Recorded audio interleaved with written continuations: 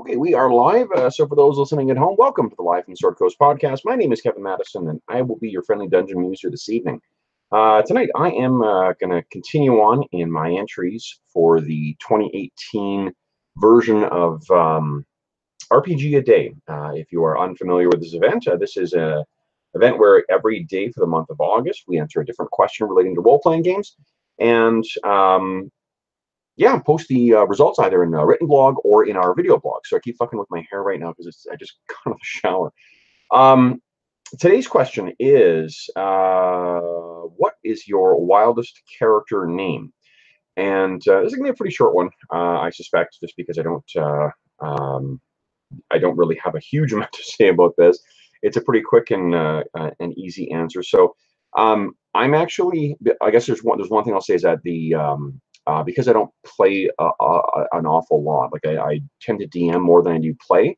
I don't really have a large well of characters to draw on too, and as much as I don't, more to the point too. Like none of the folks that I generally play with play one shots, so it's very rarely that I get to routinely trot out new characters. So rather than cheating and trying to go with one of the names from my what do you call it from my campaigns, and I tend to not really go with too crazy of names because I prefer the humor in my games to be something that is naturally emergent, like something that is funny, like the way something would be funny in real life, where there's a circumstance or whatever. I don't like uh, personally. I don't like running like intentionally gonzo things or like intentionally wacky things. I think those are it's just not me. It's just not my personality. It's not what I really enjoy. So but in terms of my characters, so like again, these are pretty boring answers, but I played in a friend's Pathfinder game. He was running was it Skull and Shackles, the sort of pirate themed thing, and I decided to play a ratling or a rat folk character because I had this really. Ever since I got into a Legend of Five Rings, I love the look of the rat folk. I thought it's a cool character design. And probably to be honest, a legacy of having seen Secret of Nim when I was a kid. So I played a rogue rat folk who just sort of talked and who basically was the charmer. Like I was okay in combat, but really his big thing was like talking people into doing things. And his name was Sakan, and Sakan was to name the character because I wanted to basically just do like an inside joke to try and find another language's word for rat or rodent, and then just use that. And I may be butchering the pronunciation, but Sakan was what Google Translate told me was the Turkish translation for it. I've subsequently learned that Aslan is from Lord or Chronicles of Narnia is, or at least the Lion, the Witch, and the Wardrobe, is the Turkish word for lion as well. Aslan from that and from the Traveler role playing game. So I had it was a incident of parallel ideas, but there's worse people to be sharing ideas with than C.S. Lewis, so that's kind of cool. Other characters, like because I'm cognizant of how disruptive certain kinds of, like when the style of play of the player doesn't jive with what the DM is going for, I'm really careful to not try and find names that will like intentionally take people out of the fiction that someone else is doing, like some other DM is trying to evoke. And the people who I have played with, they don't tend to, I mean, they don't run intentionally wacky campaigns either.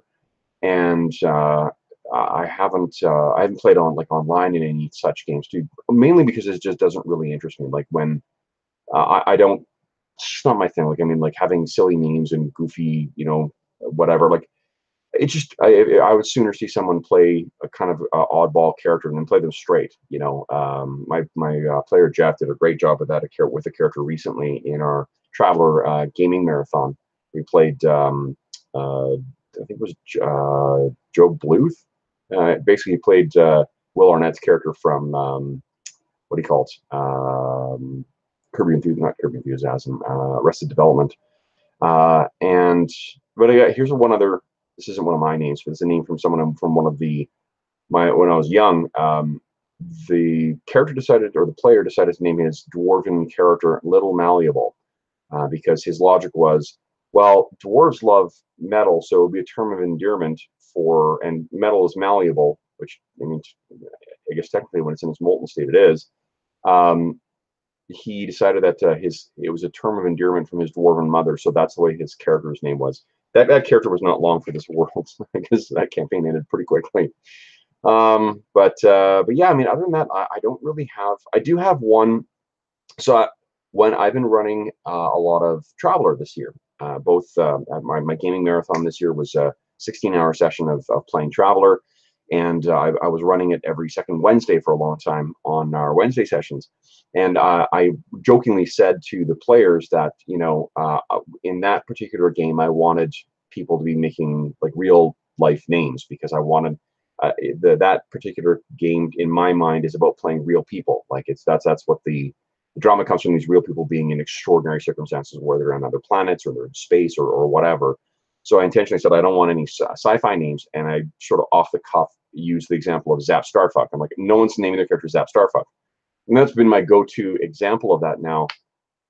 And I started joking with a friend of mine who might actually run Starfighter at some point that I'm going to make my character is going to be a what are they called? Oh gosh, they're these adorable little like fuzzy pink things that are on. Where'd my card go? Yeah, I'm gonna grab my copy. It's gonna drive me nuts otherwise.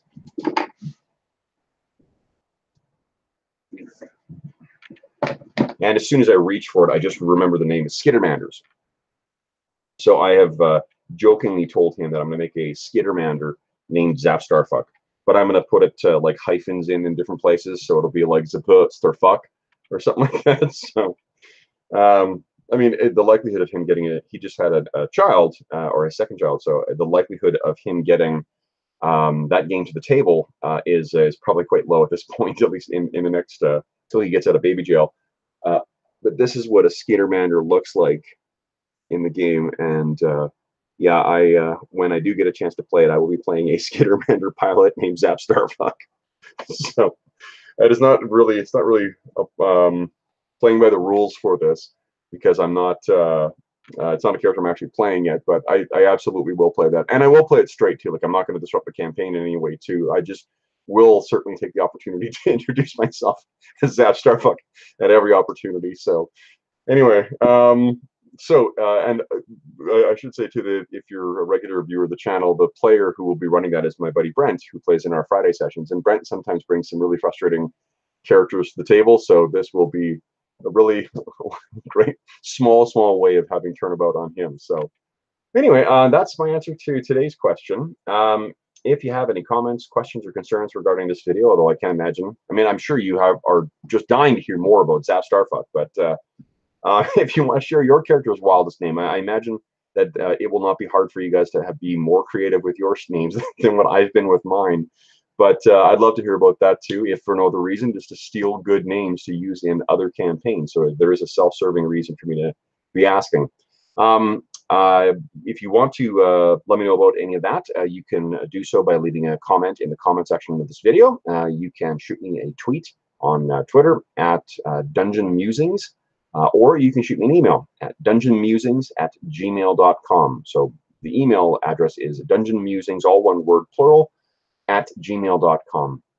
Finally, you may notice that there are 2 links in the description of this video as well. Those are through to the charity fundraising campaign that we are running on the channel.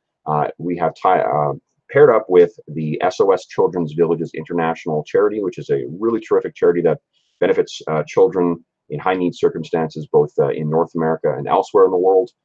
They do some really terrific work of both advocating for children's interests and also providing direct benefit for kids who really need it. If you are interested, I should say, if you're inclined, I would ask you to click through to the one link that lets you get through to the campaign itself, where you can learn more about SOS Children's Villages International, or you can learn more about or donate if you choose to. And then I've also got a link down there to the video that I shot to explain my reasons for setting up the Heroes Save Villages campaign. This is completely optional. Please don't feel obligated to do that. But if you would like to give some money towards a very worthy charity. Any donations go completely to them, 100%, and it helps them do the very, very good work that they're doing. So otherwise, tomorrow's question. We're getting closer to halfway through the month. What's your wildest character concept? I got a funny one for, well, maybe, I mean, maybe not funny. It's really quite childish, but I've got a character concept I can share tomorrow. So that's it for today. Thanks so much for listening, folks. I will look forward to seeing you again tomorrow.